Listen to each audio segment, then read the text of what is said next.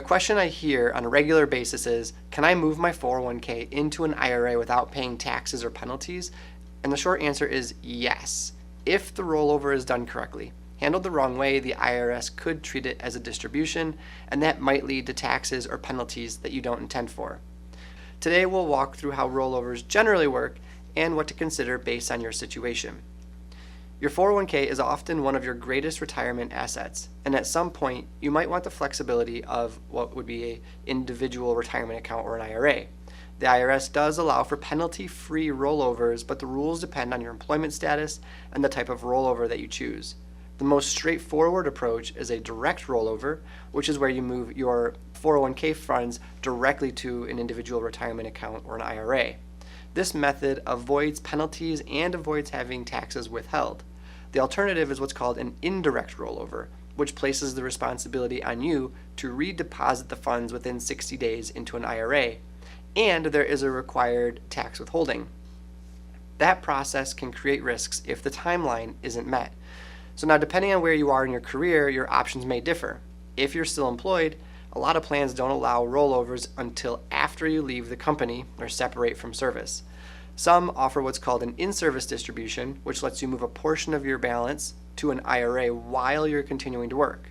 Now, not all plans offer this as an option, but when they do, it can provide some flexibility to you as you prepare for retirement and try and look for different opportunities within your investment portfolio. If you've already left an employer, you can roll that 401k into an IRA at any time. Some people also choose to roll an old 401k plan or retirement plan into a new employer's plan to keep everything in one place. And for those of you who are already retired, an IRA can make it easier to manage withdrawals and coordinate tax planning options. One more consideration is whether you're moving the funds into a traditional IRA or a Roth IRA. A traditional IRA to a traditional IRA rollover, or a traditional pre-tax 401k to a IRA rollover, is generally pretty straightforward. If you're moving funds from a traditional pre-tax 401k into a after-tax Roth IRA, that's treated as a Roth conversion and is considered to be taxable. So it requires a lot of careful planning. We have some other videos on that topic too, and are happy to go a little bit more in depth with you on the nuance. If you want, feel free to reach out to go over that. People often choose IRA rollovers for reasons like having broader investment options, simplifying multiple accounts, or consolidating everything into one place so that way it's easier to keep track of in your brain, or having more control over the withdrawals.